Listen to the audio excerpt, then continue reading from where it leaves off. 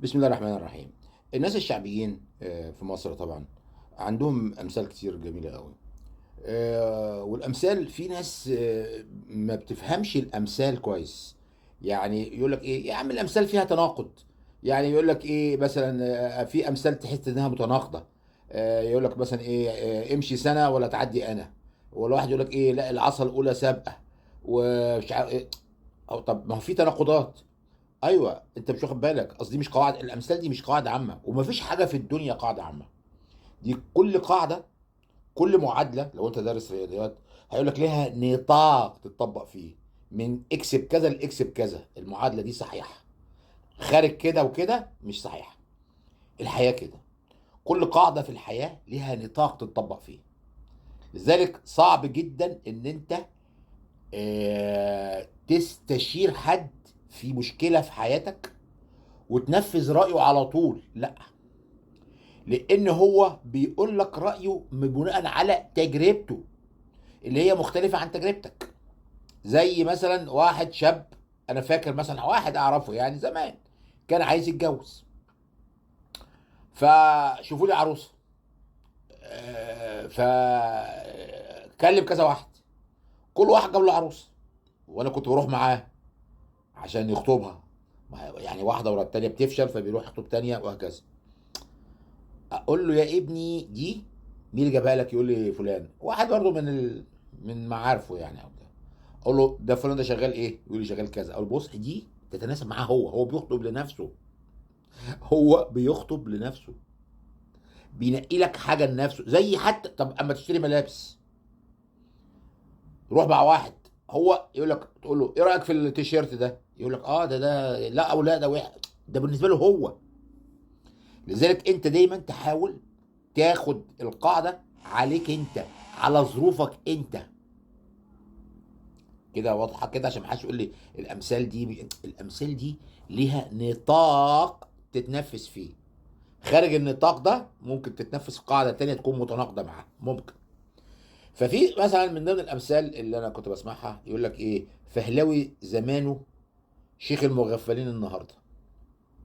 فهلاوي زمانه شيخ المغفلين، يعني دايما الشخص اللي هو ناصح وفتك وواد يعني مش عارف ايه وايه وايه وايه وايه، ده ممكن يجي عليه بعد فتره زمن يبقى اغفل واحد في المجموعه، اعبط واحد. ليه؟ لان هو كان ماشي بمعادله معينه كانت مخلياه سوبر، متفوق، بيلعب بالبيضه والحجر.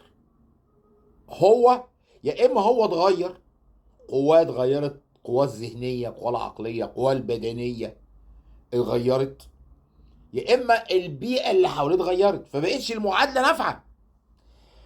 كنت انا لما كنت في السعوديه كان ليا جار صديقي، بس كان عنيف قوي مع مراته. من اللي هم المؤمنين بتقعد تتكلم معاه كده. حتى ساعات كان يتصل اما يكون مراته غضبانه او هو عامل معاه مشكله فيتصل بامه، هو متاثر قوي بامه. وعلى فكره اكتر حد بيضطهد المراه هي المراه. خد بالك، اكتر حد بيضطهد المراه هي المراه اللي زيها، لان الغيره النسائيه بتضع. فهو كان يتصل بامه، يا مش امه، هو في السعوديه بقى، هي بقى في البلد امه. انا بيعمل السبيكر فبيسمعني يعني. قلت له ازاي كده يا ابني؟ هي مش عارفه ان الرسول عليه الصلاه والسلام قال لو كنت امرا احدا ان يسجد لاحد لامرت الزوجه ان تسجد لزوجها؟ هم ماسكين في الحكايه دي. طب ما يعني الرسول عليه الصلاه والسلام قال حاجات تانية، ما هو دي بقى الانتقائيه. الرسول عليه الصلاه والسلام كان بيساعد اهل بيته. عمره ضرب مراته مثلا؟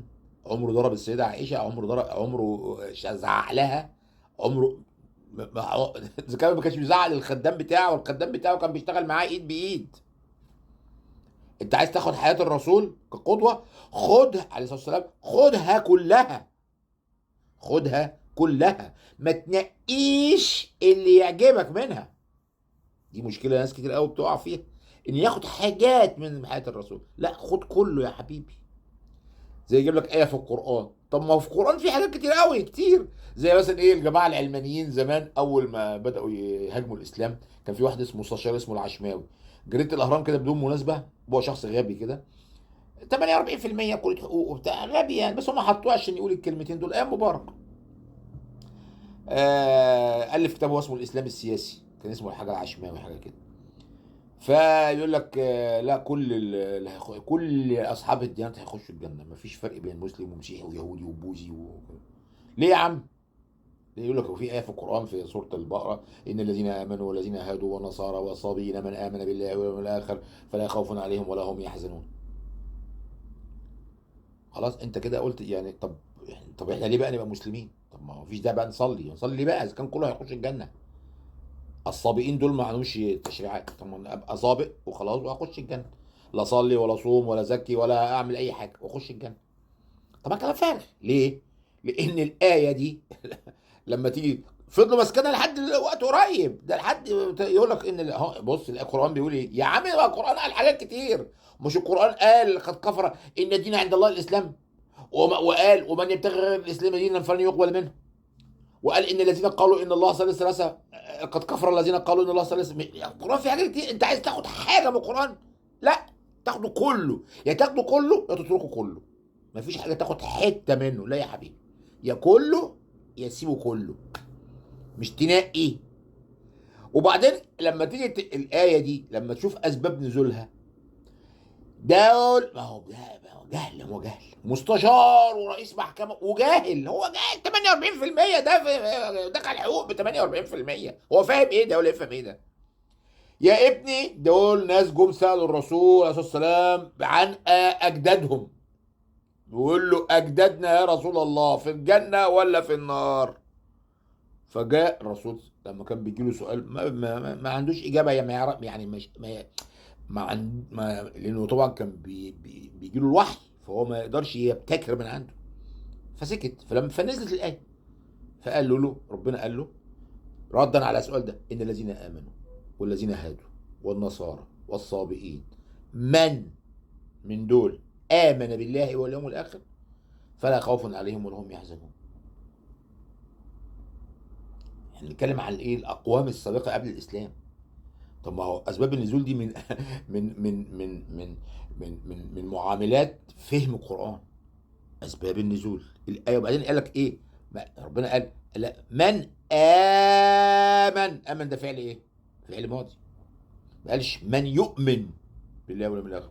لو كانت هي ممتده عبر الزمان متعديه للاسلام الايه دي كانت تبقى صيغه كده: إن الذين آمنوا والذين هادوا والنصارى والصابئين من يؤمنون بالله واليوم الآخر فلا خوف عليهم. يبقى إذا هي مستمرة معانا. ربنا قال من آمنوا، يعني نتكلم وأسباب النزول واضحة، نتكلم عن الزمن الماضي. فنرجع نقول إني فكنت بسمع دايما اللي بقول لك اللي هي الشيخ اللي هي فهلاوي زمان وشيخ المغفلين النهارده. نرجع للشخص اللي هو كان جاري ده، فدوت كان يعني بيتعامل مع مراته يعني ايه؟ انت عارف هو بقى ايه؟ انا فهمت منه يعني. هو كان بيقعد يحكي لي، بيقول لي انا ابويا كان بيضرب امي على اقل هفوه، كان يضربها ومش عارف ايه وبتاع. عرفت بقى. فهو خلاص هو ده بالنسبه له النموذج، الاكزامبل، ان الزوجه دي لازم تتضرب كده عشان تبقى مؤدبه وتحترم نفسها. فكان بيطبق معاها القواعد دي جامده جدا وبالبنيات، يعني ساعات كان بيغمى عليها، من الضرب من الضرب هي تستاهل الضرب، بس مفيش حاجه اسمها واحد يضرب مراته. ايه ده القرف؟ ايه ده؟ فانا قلت له حاجه، هو بطل بعدها يضربها. قلت له طيب انت دلوقتي بتضربها لانك قوي، افرض جه عليك وقت هي اقوى منك، هتعمل ايه؟ قال لي اقوى مني ازاي؟ قلت له ازاي؟ المرض هتبقى اقوى منك، هتضربك بقى ساعتها. خلاص بقى، هي مساله قوه. وتمر الايام واشوفه بيعمل عمليه في العمود الفقري ومش قادر يتحرك، ومراته قاعده جنبيه بتعالجه بتمرضه بتعمله بتخدمه قايمه على خدمته. فانا قلت سبحانك يا رب، يعني دلوقتي هي ممكن تضربه مش قادر حتى يقوم يقف. اهو شفت بقى؟ يبقى اذا انت ما تضربش مراتك وما تضربش ولادك. ليه؟ لان انت تضربهم دلوقتي عشان انت قوي طب ما هو بكره يبقى هم اقوى منك هيضربوك برضه. ما تعتمدش على حسن النيه وان هم مؤدبين وبتاع، لا، ممكن يكونوا مش مؤدبين، ممكن يطلع واحد مش مؤدب يضرب ابوه. او يرميه في دار مسنين او يعمل اي حاجه، وممكن تبقى زوجه